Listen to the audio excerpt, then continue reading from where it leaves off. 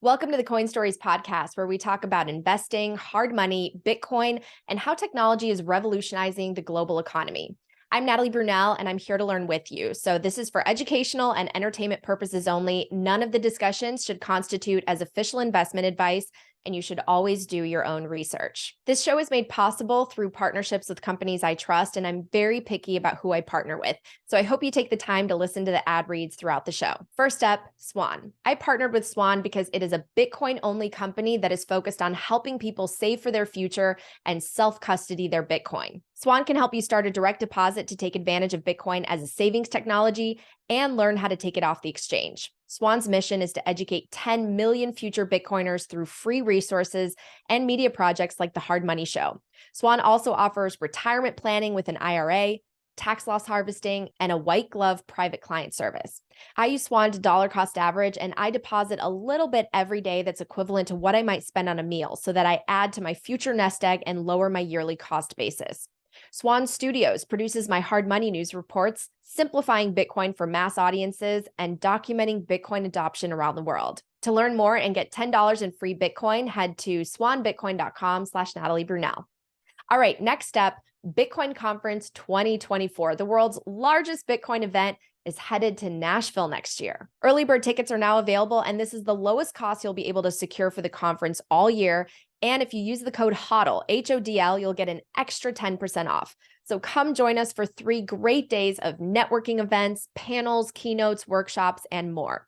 You never know what big name might be announced when tickets are much, much higher in price. Head to b.tc/conference and use the code HODL. I'll see you there.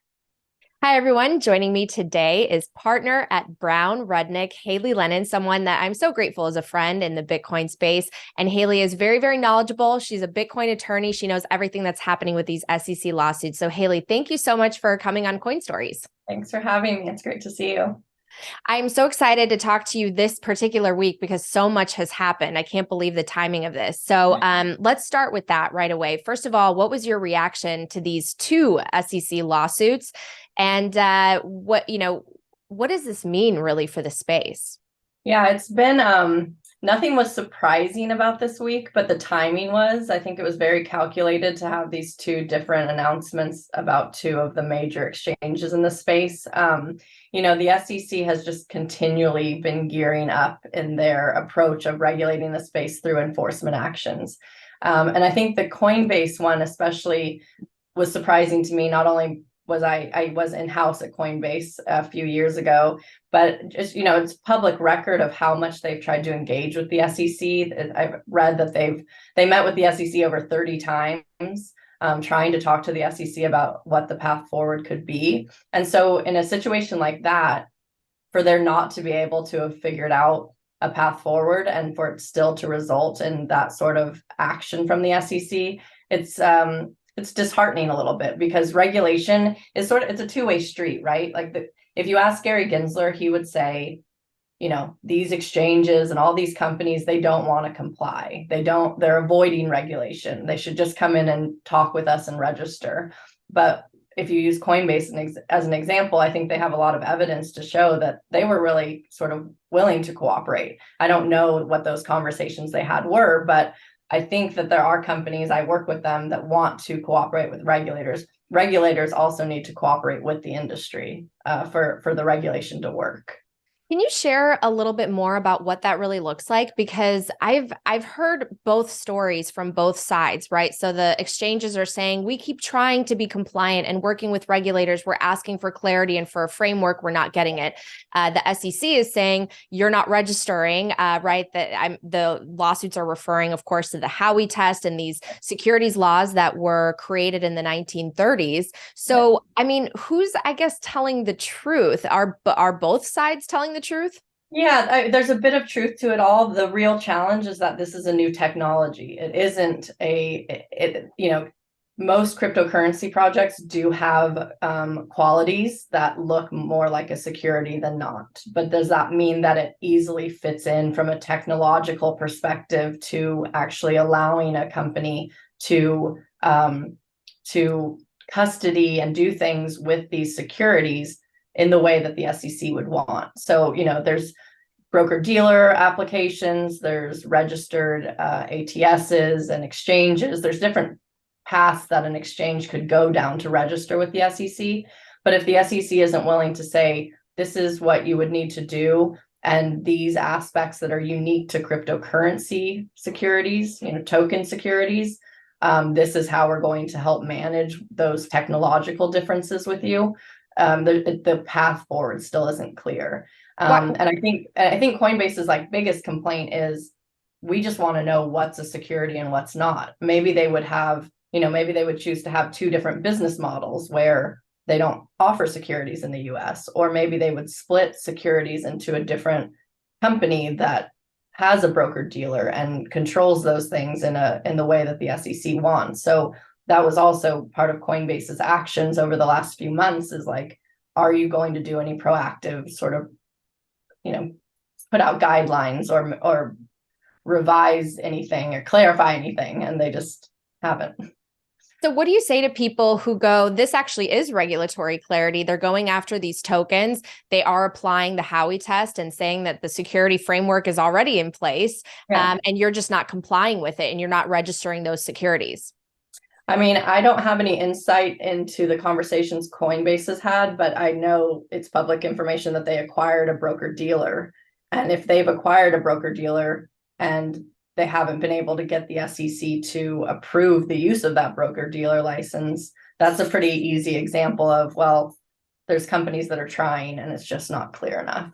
And there just may need to be some more flexibility or sort of proactive thinking from the SEC when it comes to this, because it's a completely new technology. Even if it functions as a security, the Howey test, the common enterprise expectation of profits, even if that's all there, and we say you're right, it is there, it's a security, everyone needs to register their token as a security, all of the exchanges need to become registered in some way, there's still going to need to be some more proactive feedback and guidance from the SEC.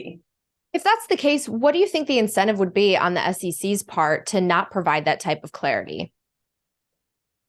Well, some of their lawsuits, I think, were sort of trying to get easy wins. I mean, I read somewhere recently that there's now about 60 cryptocurrencies that they in some way, shape, or form have alleged are securities. And so in that way, there's a few things. The SEC is working to get more jurisdiction, right? They want to have as much oversight of this industry as possible and keep commodities into this small bucket of Bitcoin, and potentially a few others, but pretty much Bitcoin.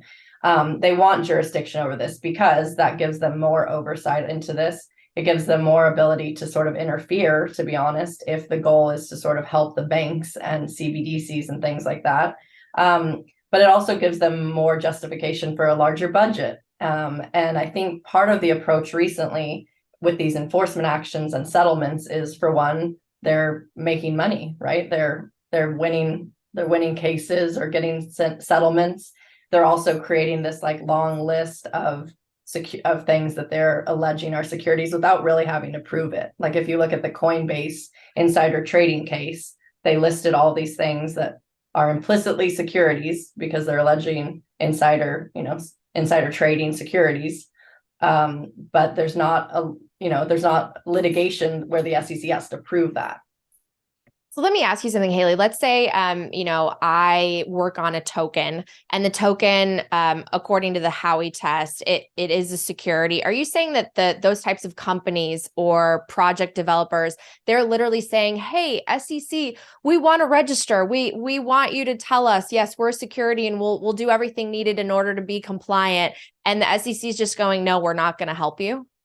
So some are, even after the fact, after settling with the SEC, are looking at ways to become registered securities. There are plenty that are not. I'm not saying that every, company out there. A lot of companies either didn't think it applied or they have good arguments that they don't apply. So it would not be fair to say that every company and every issuer out there is wanting to go down this path. And many are exploring ways of, explored ways in the early days of geofencing off the US, which is an option that we help clients with as well. But there are the examples where they're trying, or at least having those conversations. At the end of the day, you have to play by the rules that are there. And like, as an attorney in the space in the early days, I was certainly not one of those attorneys telling people, oh, it's an ICO, it's not a security. I mean, I think that's the world we live in, whether you like it or not. The SEC views it as such. And so, yeah, it's just, it puts companies in a predicament, though, if they do want to go about it the right way. Well, I can't wait to hear a little bit more about your backstory and your career path, because like you mentioned, you worked at Coinbase, you worked at Silvergate. So I can't wait to hear a little bit more about that. But first, with your experience at Coinbase, my understanding was they had some sort of internal rating system, like a council. They rated these tokens as they were pitched to them for listing, like a 1 to 5. 5 meant that it was pretty likely a security, and yet they continued to list many of them. Why do you think that is? And is there anything disingenuous about the fact that, even in the S1 filing, when they were going public, when they were IPOing, they said the risk factors are that we could be deemed to be selling unregistered securities and we could suffer financial loss. And so, the customer is taking on a risk. What do you think about that? So yeah, you're referring to the Crypto Rating Council. And so what I can say about that is, I think that there have been attempts by Coinbase and other exchanges to try to figure out if there's a way to have sort of a industry consensus about this. So the Crypto Rating Council was not just Coinbase, other companies and exchanges as well. And those companies would sort of engage in trying to share thoughts on rating a token. I think, based on what's publicly available on like Crypto Rating Council website, I think that they, a 5 is something that would have been considered a security. The scoring is difficult, right? Because if you say something's a 4 and the SEC says it's a 5, like, you're in the world we're in right now. I think there's just been over the years attempts that exchanges have made to just say, how do we sort of mitigate risks in this area? And so that was one way I think Coinbase and other exchanges were trying to mitigate risk, is sort of sharing thoughts and knowledge and just ways that they were doing analysis on tokens with one another. But I actually haven't seen any updates on sort of like token ratings lately. So I'm not sure if that's even still sort of an initiative that they're a part of or taking. But I mean, for the S1, that process is interesting because when you file an S1, you have to list any sort of like risks that are related to your technology or the industry you're in or the regulation. So, I mean, not including that would have been a big oversight because that is a risk. So it's sort of a warning. And it's a warning that Coinbase was certainly familiar with. But what I think is interesting is that they were approved to go public with the current business model they have. Right. And now, like 2 years later or 3 years later, it's like, wait a second, what you're doing is in violation. And if they are in violation, they were back then too. So it's just like an interesting sort of chain of events or order of events, right? For sure. Yeah. I mean, it seems like their interactions, it's just like ping pong back and forth. A lot of people are saying that this is, if you zoom out, this is the government attacking the industry. Some people have called it Operation Choke Point 2.0. What do you say to that? Yeah, I mean, so like you mentioned, I started at Silvergate Bank. I was like on the phone with some members of the team the day that Silvergate sort of went under.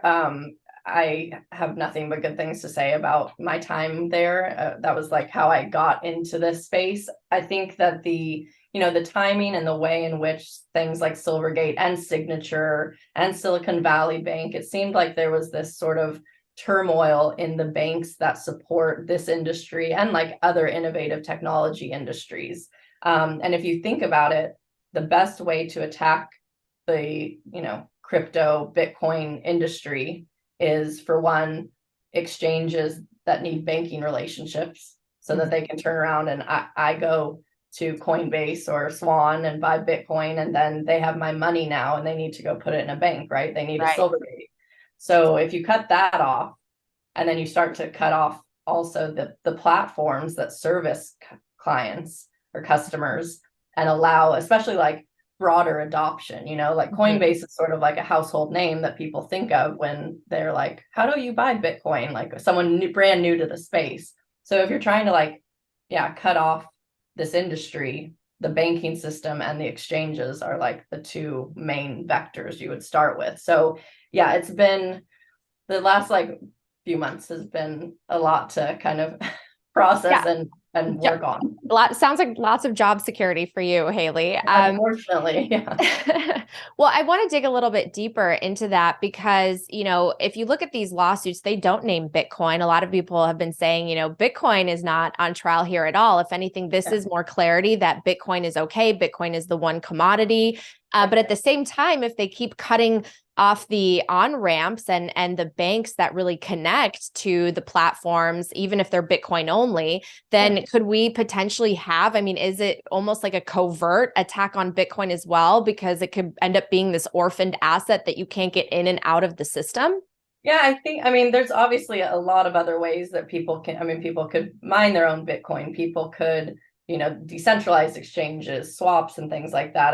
There's not, the great thing about Bitcoin is I don't think that any regulatory pressure or action could end it, especially on we're talking about in the United States, then there's the whole global economy of Bitcoin users. So I don't worry about it a lot. And I do think that, Bitcoin and honestly, Bitcoin only companies are in a very unique spot in terms of this SEC regulatory pressure. But yeah, I do think that there are things about cryptocurrencies that bother the regulators more than Bitcoin. But there's things about Bitcoin that still bother the regulators because it's still removing their ability to control monetary policy and have people hedge against inflation. It's a challenge to their power. So it's no one's completely safe. I feel like the industry has a lot of work to do. And then you start to see other avenues where they're attacking Bitcoin, like energy usage and things like that. And you're like, okay, so it's kind of a never ending thing, but I think I can say that Satoshi did it the right way from the SEC perspective. And I think that that's a really great thing. The other thing I'll add is that, there's a lot of people that are looking at how do we just keep building on Bitcoin in different ways. And I think that those will continue to help continue to grow the industry. So, it's an exciting time for both of us to like be in the space, but never a dull moment. It's time for a quick break to hear these messages from my partners. First up, how would you like to earn 100,000 Satoshis? Well, here is your chance. Fold is the best Bitcoin rewards debit card and shopping app in the world. You can earn Bitcoin on everything you purchase, from Amazon to groceries to your Bitcoin conference tickets, with Fold's Bitcoin cashback debit card. And you can win free Satoshis every day or even play for a whole Bitcoin by spinning the rewards wheel. You can also buy Bitcoin and stack sats directly on Fold and earn even more incentives and rewards. This is a great app to get someone totally new into Bitcoin and way better than earning airline miles or hotel points. Head to foldapp.com/Natalie, and if you use my link, you'll get 100,000 sats when you sign up for Spin or Spin Plus and spend at least $20 on the card. Well, so how do these lawsuits actually play out? Because I know litigation can take years and years and years, and people are filing, appeal after appeal. It gets very expensive, I'm assuming, for these exchanges. So how do you see this playing out? And do you think that we'll end up in a world where, these companies say, hey, we're going to register? Will the SEC come in and say, this is how you're going to do it? And then we'll have sort of this very compliant ecosystem where we clearly know these are securities, these are companies, and these or this one is a commodity? Yeah, it's a really good question, and it is hard to predict. You can take the, Ripple litigation, for example. That's been going on for years. It's cost hundreds of millions of dollars. Yeah. It is uncovering some, sort of exhibits and evidence that I think are helping people see into the minds of the SEC a little more. So like any sort of litigation tends to help there be some level of transparency. When it comes to the lawsuits or enforcement actions against exchanges, there's a few ways to go about it. I mean, it can result in an enforcement action, and maybe as part of that enforcement action, there could be some sort of optionality of you're going to pay a fine unless you become a registered broker dealer, ATS or something by a certain date. That could be something we'd see, where an exchange is sort of being pushed through that path, and maybe the SEC felt they needed to do an enforcement action or a lawsuit to kind of show strength, but what they're really trying to do is motivate someone or be willing to walk an exchange through the process. It'll be really interesting. I mean, in the Coinbase example, there's Coinbase actually filed an amicus brief before the SEC came out, before they got a Wells notice, before the SEC actually filed suit. And so in that case, I think in the next week, the judge has said, hey, SEC, you need to step up and say if you're willing to provide some clarity here or not. So it may move fast, it may move really slow, but it will result in some sort of clarity. I mean, the only other option is some sort of presidential candidate that is pro Bitcoin, that gets more and actually involved in this industry, because the Biden executive order came out, I don't know, I'm losing track of time. I don't know if it's been a year or a little under a year, but it came out and everyone was like, oh my God, the White House is talking about Bitcoin and crypto. And then it just kind of resulted in all these reports that were filed that were very pro CBDC. So there's ways in which Congress or a presidential candidate that actually is deep in the weeds here could start to get involved. Because I do see that while there's some people in our government that really support how the SEC regulates the space, I think there's some people in the government that are starting to be what is going on? That just, yeah. Well, I know you see things really in depth because of your work litigating these cases. Can you talk a little bit more about the Howey test? I didn't really know what it was until I entered this space and started learning about financial markets and Bitcoin. And I think for a lot of people, maybe you can shed light on why isn't the Howey test good enough in terms of saying, hey, this is what makes a security. So if your token is a security, file it, register it, and let's keep moving forward. Obviously, these companies are saying, no, it doesn't quite fit in. We need more clarity. The protocols are different. The technology means that we need updates. Can you explain that a little bit more? Yeah, I mean, I think some people just look at it as this was a case law that was so long ago, and it was based on an orange grove and an actual physical distribution of land and labor, and so it came out that case resulted in the Howey test, a 4-pronged test that says if there's an investment of money in a common enterprise with a reasonable expectation of profits from the efforts of others, that's an investment contract, which is one type of security that is regulated by the SEC. That test works. It does. It's very over encompassing. Most things you can say fall under those four prongs or hit those 4 prongs. But there's also, it's sort of like a scale. I mean, the investment of money is almost always met. Common enterprise is almost always met, even with these protocols that say, no, we're decentralized, there's no common enterprise. There's usually a team behind it that is doing the work to build the protocol.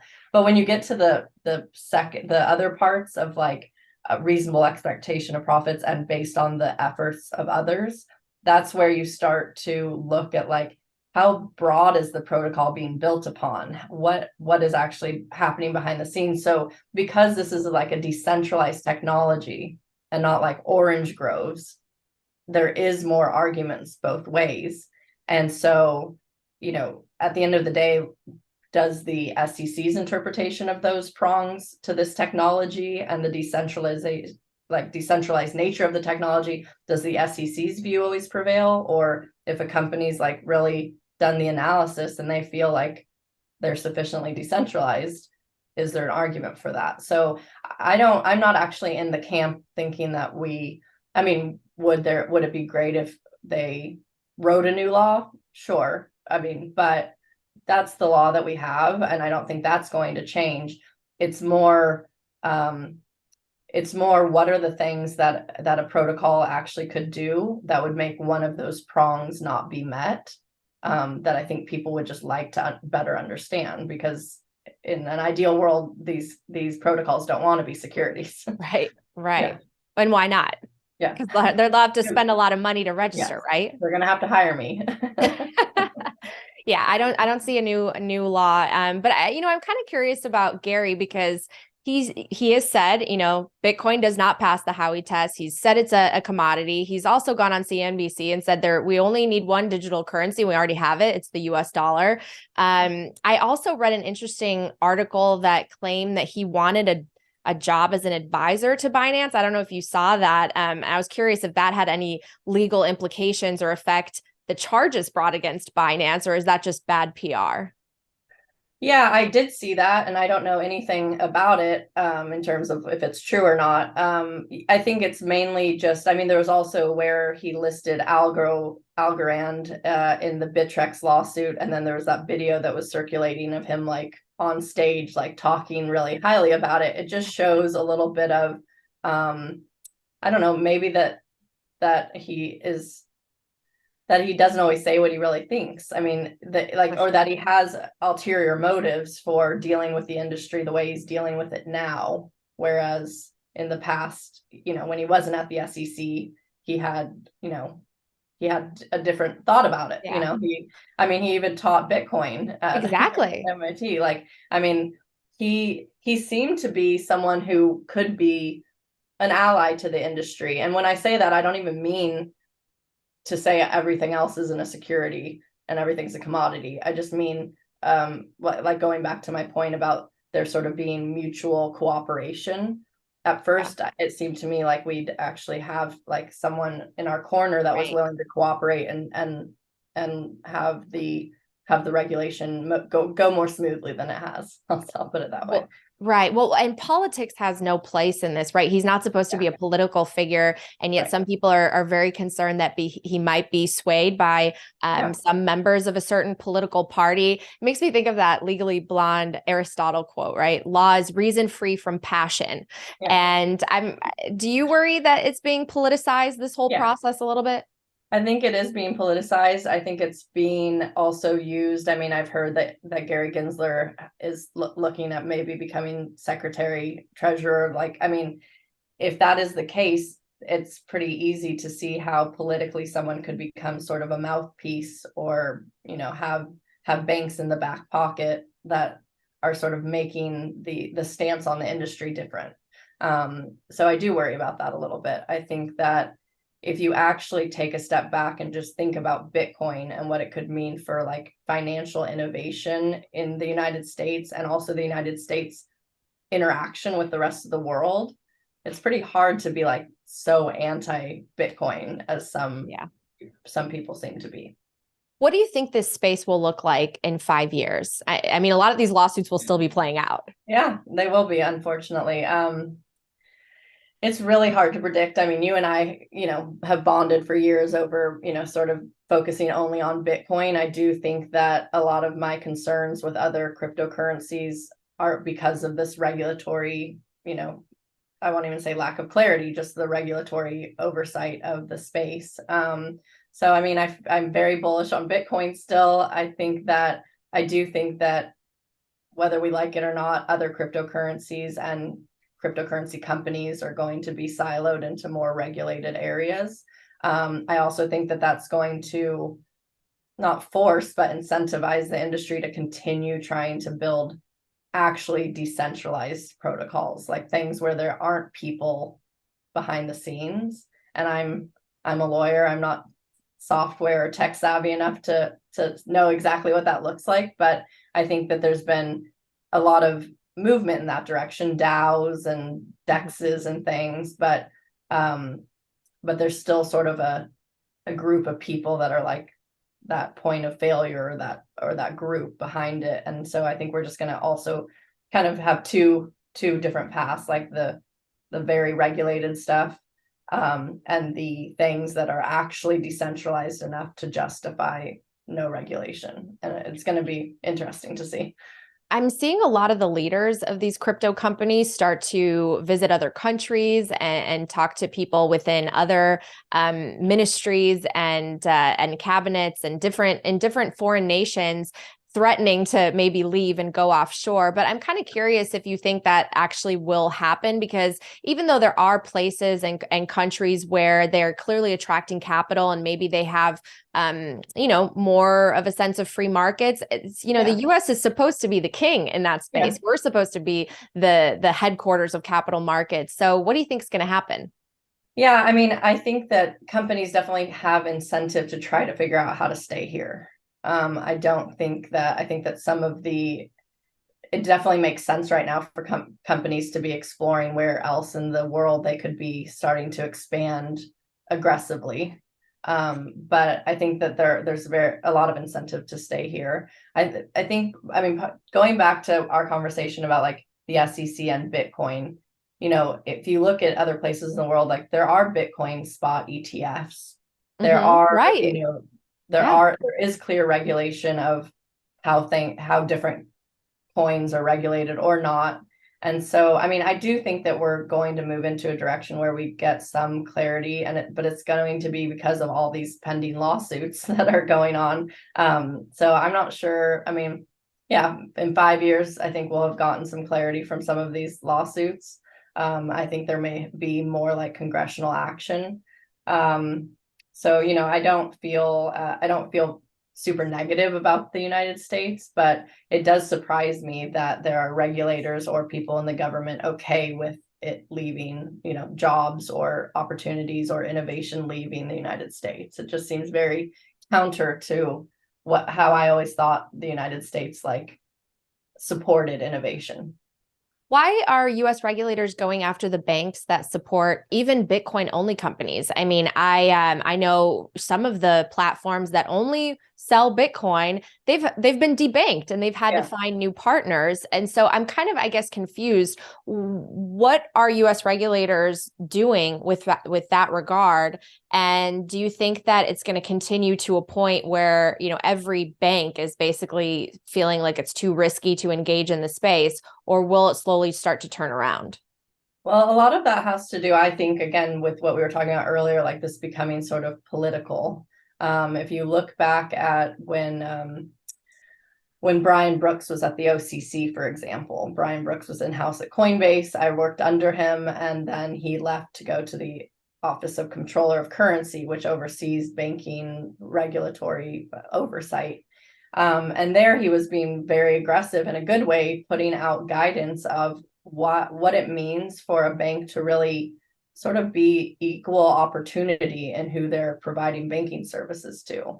And the reason that people talk about the banking sort of attack as choke point 2.0 is that we saw this happen already with the firearms and gun industry. Yeah, right. That was 1.0. I personally feel like banks have a lot of requirements that they make sure that they're doing a good job, with anti-money laundering efforts, right? So if an exchange is putting customers' dollars with a bank, the bank almost has to do a know your customer's customer. Like, where did Coinbase get all those dollars that you're putting with us? Because now we're holding it. And if you're not doing good anti-money laundering or sanctions and terrorist, oversight and like making sure it's not terrorist financing, then all of a sudden the bank's in the hot seat too. So that's, part of the explanation for why some banks just say no.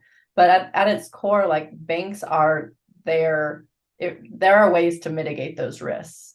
That was part of my job at Silvergate, was to figure out how to mitigate any increased risks of like money laundering or that sort of thing. You look at the exchange's program and you see they're doing a good job, and you can take the money for them and give them a bank account. So it definitely has become a political thing.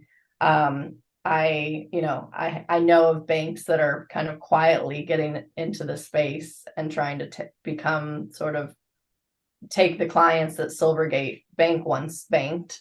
But but it is like, I mean, it feels like it has to be occur in the shadows because it's just, and that's crazy to me. I mean, this is not, this industry has evolved and is, there are so many use cases that have nothing to do with illicit activity or criminal activity. And so, yeah. It's time for another quick break to hear these messages from my partners. Next up, I want to share with you about Crowd Health, which is a Bitcoin alternative to health insurance. Health insurance costs are sky high today, and you send your money every month to a massive corporation, and then you never see that money again, even if you don't need a doctor. But if you do need care, you end up having to pay even more out of pocket, especially if you end up as one of the 20% of claims on average that aren't covered.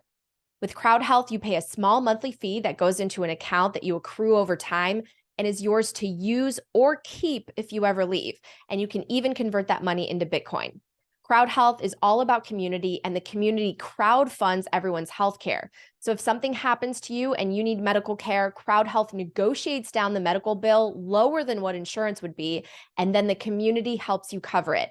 And in turn, you help cover others' needs, which has been so rewarding. I am so glad I switched to this program. And for more information, you can head to joincrowdhealth.com/Natalie and use promo code Natalie for a discount. I am so excited to share that I have joined Orange Pill app as an advisor. If you haven't downloaded this app yet, you are missing out on connecting with Bitcoiners in your area.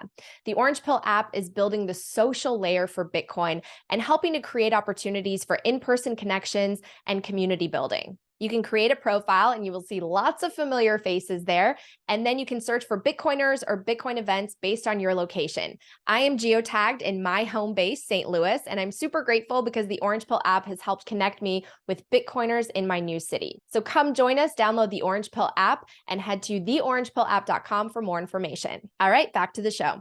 Oh, for sure. Well, I don't know about you, but I sometimes get frustrated when they single out, the Bitcoin space, when it's the big banks who are fined like hundreds of millions of dollars every single year for nefarious activities. And, there's so much going on. I feel like there's such a distrust in the political leadership and even in the regulators because, hey, it was also the SEC that missed Bernie Madoff, right? Yeah. So, the bank oversight of the ones that have, they were long on the treasury bills. It's like, well, they're blowing up and someone should have watched for that, but no one did. And yet here they are going after the space. And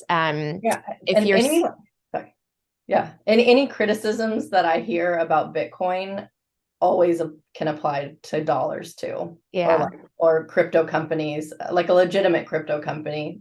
Well, and they say that they want to protect investors, and yet they crashed the market by raising interest rates by like 50% in every asset class or more. So it's all just very frustrating and disingenuous. Okay, I want to hear a little bit more about your background because I think that will shed light on some of these issues as well. So let's start at the beginning first. Are you from Santa Barbara? I'm from New Mexico and Dallas originally. Oh, okay. I went to high school in Dallas, and then my family moved to Santa Barbara. So I've been in California since college. I went to college in LA, law school in San Diego. So I'm now a California girl, but Dallas at heart. Did you always want to go into law and be an attorney? Yeah, it's really funny actually. So, and I have the story I haven't told a lot of people, but when I was little, my grandfather was an oil attorney. So I think that was the first exposure I got to the idea of being a lawyer. And I looked up to him a lot as a little girl. But I also remember when I was really little watching Miracle on 34th Street. Have you seen that one with so there's a scene in that where they use the dollar bill as justification for why Kris Kringle could be Santa Claus. They're like, right, in God we trust, if we can believe in this thing. So I remember watching that scene as a little kid too and really liking it. And I think it's kind of ironic that now I'm like a Bitcoin crypto lawyer when that scene was using money to justify trust. It's just kind of ironic. That is fascinating. Yeah. Wait, okay. So 2 questions. Were you pursuing a different kind of law at first and then you pivoted to crypto? And also when you were young, I mean, given that you loved that movie and that scene, what was your view of money? Yeah. It's funny. I mean, when I was little, I actually collected coins, and I've met other people in the Bitcoin space that collected coins when they were younger as well. And maybe that's just just a coincidence. But I mean, it took me a long time to understand the issues with money and traditional financial system. I certainly wasn't like young thinking about these things. I think Bitcoin, you kind of learn them in tandem almost. As you're learning about Bitcoin, you're exposed and you're like, wait, inflation, yeah, that's not fair. Taxes, like that, things like that. But yeah, I mean, when you go into law school, you don't typically pick a emphasis. You're just studying law. Some people know right away they want to get like a tax LLM and become like tax focused. But for me, I just kind of explored everything. I was exploring like, do I want to be a trial lawyer? Do I want to, criminal law? Like you just kind of start exploring all the different types of law there are. So when I graduated law school, I started as an associate at Gordon and Reese, and I was just like a corporate contractual lawyer doing like commercial litigation things. So like what kind of cases is that? I did like intellectual property, commercial litigation. So like I remember going to like the LA financial district and meeting with a client who like some big jean company was suing him because he had copied their pocket squares, like the decoration on the pocket. Like just, I mean, I was a first year attorney, so I was just being exposed to like random cases that they needed like a young attorney's help on. But I enjoyed it, but it was funny because for me, I remember feeling like I wasn't sure that being at a law firm was the right fit for me. And that's a pretty ridiculous thing to think as a first year. It's like you have to pay your dues, you need to like be an associate, work in a firm. But I started looking at companies that were looking for in-house help. Oh, okay. And I joined a company in San Diego called $X that did wholesale currency exchange along the Mexico and California border. So so this is my like actual how I got into crypto. So you learned about foreign exchange markets. Yeah. So I joined, and I was a second year attorney. They had a chief compliance officer that was dealing with all the anti-money laundering stuff, but I really quickly was like figuring out our business model and like writing standard operating procedures for different departments. And I was like, wait a second. So there's like these little exchange centers along the Mexico border that are just doing, daily, weekly exchanges for individuals, like with their paycheck when they're wanting to go back to Mexico or come back to the United States. And what $X would do is do the due diligence on all those exchange centers because they couldn't get bank accounts. And we would go in an armored, I wouldn't, but the company would go in an armored car and pick up, $1 million pesos, $1 million from these exchange centers and take them to a bank and exchange them and drop them off. And the banks, there are so many parallels here. Yes, exactly. The banks were okay with that because $X was doing the anti-money laundering review of these little exchange centers. So there it's crazy how much overlap there is. And it's also crazy that that's when I started to see the friction of physical cash, because I was doing the legal work of like the border and custom forms and like seeing the logistics of these armored cars transporting physical cash. And I was just like, it could be so much easier. It could be so much better. This is how we move money. This is how people are like working in the United States and then bringing money back home to their family. And then so at the exact same time as when I started learning about Bitcoin, and then Silvergate Bank reached out to me, and they were like, the due diligence you're doing on like the little exchange centers is kind of the due diligence we're going to have to do on the Coinbase and Geminis of the world to figure out how to bank them. And they're like, wow. Yeah. So I feel like I was so lucky to find Bitcoin as soon as I did in my career. I was like at that point, I was probably a third or maybe a fourth year attorney. And this was what year that you heard about Bitcoin first and started investing?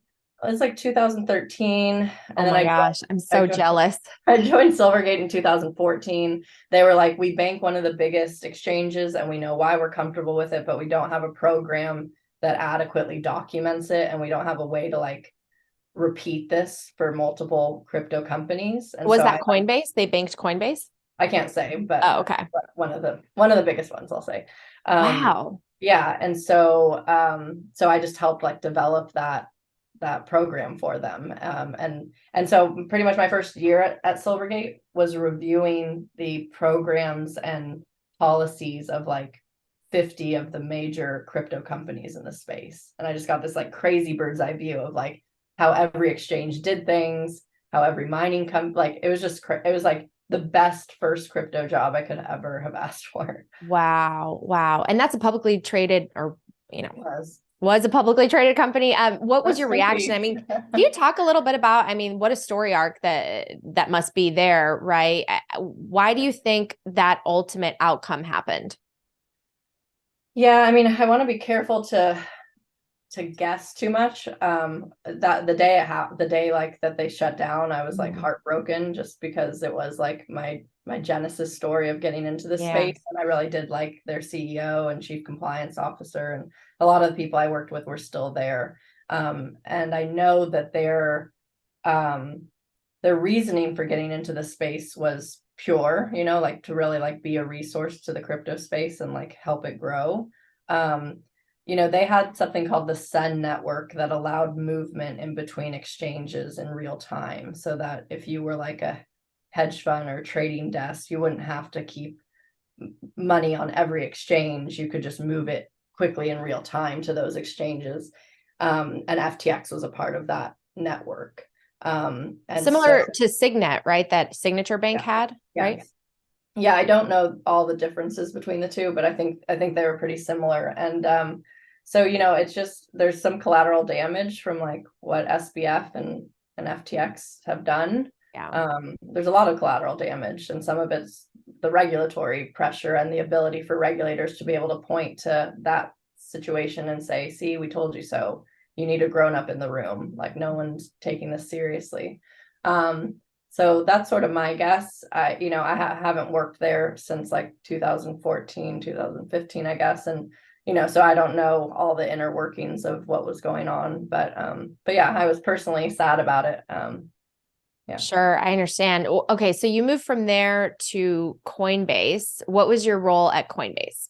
Yeah, actually in between I was at Bitflyer, which was like they're like the Coinbase of Japan. And I helped them expand into the US. So I helped them get like their 50 state money transmitter licenses, and they got the 4th bit license. And so we were just like, it was just a team of 4 of us building out Bitflyer Japan in the United States. Wow.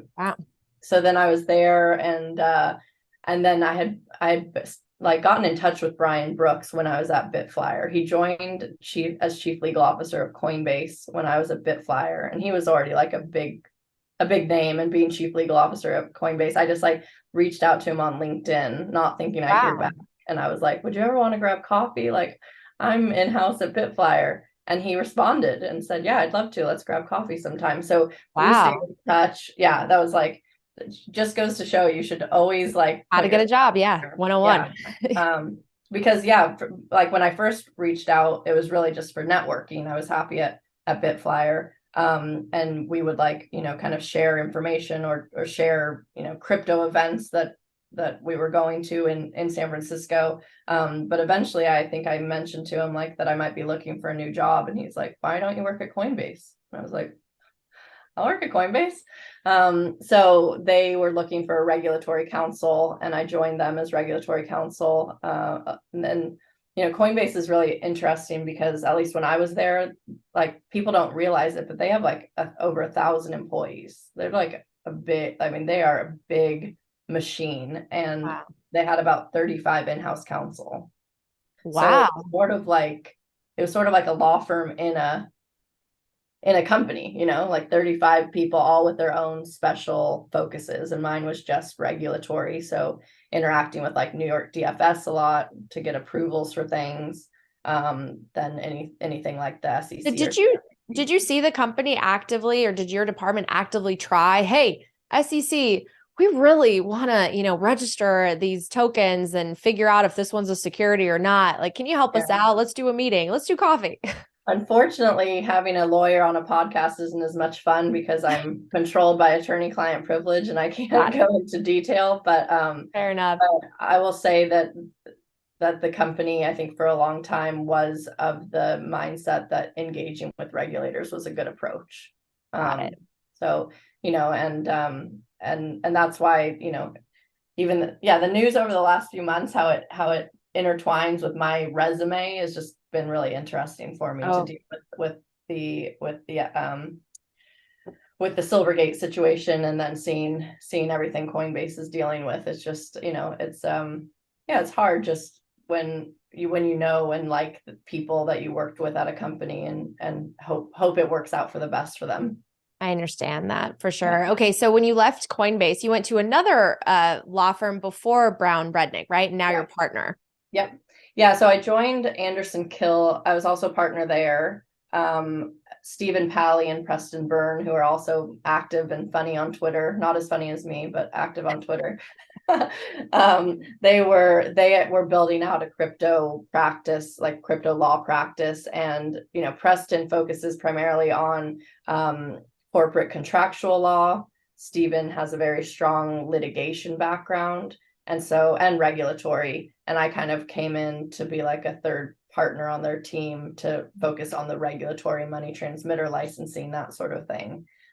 We built out a really great practice there I guess I was with them there for about a year and a half. And then we just started seeing opportunities that we were sort of missing. Like if we had a client that really became this huge client and wanted to go public, or needed tax advice, we didn't have a lot of other partners at our current firm to pull in. And so, Brown Rudnick had decided to really try to grow out a digital commerce crypto practice at the firm. And we sort of said, well, we're a package deal. We like working with each other. It's all or nothing. And they were like, all right, all of you come on. So it's been absolutely incredible. The other departments at the firm, like I rely on so many different partners now for different clients' needs. And we're sort of more of a one-stop shop for crypto companies for any of the issues they're dealing with. So, and it's just like, it's a cool company. Like we have a young CEO. It's sort of innovative. We're always looking at ways to practice law in areas that sort of disrupt certain technology or industries. So, it seems like it's the perfect fit, and it's been a really great move. That's great to hear. We always talk about scarcity in the Bitcoin space. It sounds like there's a scarcity in terms of people who have this skill set too. I feel like there aren't a lot of crypto or Bitcoin focused attorneys out there. Is it a good space for people who, maybe are looking for work to potentially find a way to contribute to the industry, especially if they have a legal background? Yeah, I think I would recommend that to anybody. I mean, even young attorneys and associates at our firm, I try to talk if any of them seem to have an explicit interest in this space, because, crypto isn't a type of law, right? It's the different traditional legal areas that fold into it. So even if you're just a corporate contractual lawyer, if you take, some time to learn about crypto and like software and protocols, all of a sudden you have that extra edge that you can write a contract or negotiate something without there being you're not having to Google phrases that your clients are learning. So, I mean, a law firm that has that crypto specialty allows clients to not pay for a learning curve, right? Like any words they say, any technology terms, like I know those terms, and I usually know the regulatory issues that'll arise right away. And I agree with you.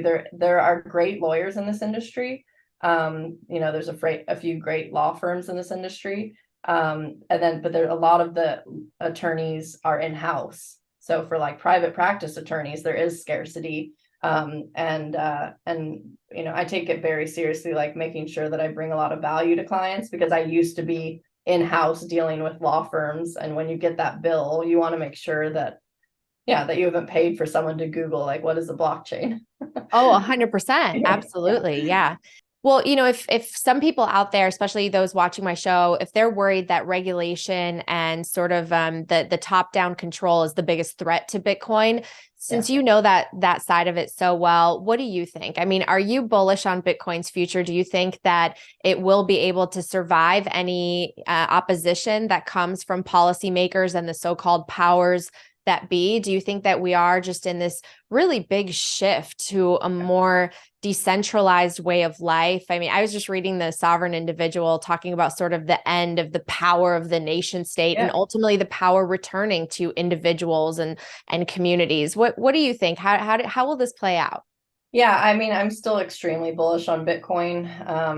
None of the news like shakes my confidence. And actually, the price has done really well this week in light Yeah. of everything. I mean, I think that people are just starting to know that like this is the direction the SEC is going, and like this doesn't stop anything. I mean, I'm sure there are, big fundamental possible threats to Bitcoin, but I don't think that what we're seeing right now is a threat to it.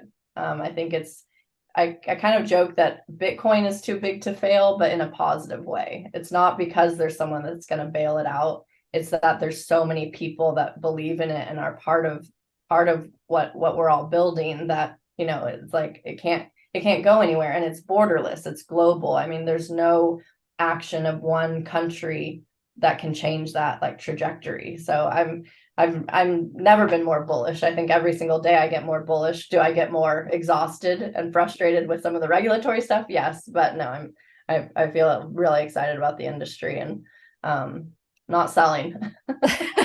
Well, that's really well said. I haven't heard that before. Bitcoin's too big to fail. I like it. Okay, well, as we start to wrap up, I know that one thing that you're passionate about, just like me, is just getting more people in, getting more women onboarded, and being able to facilitate those types of connections.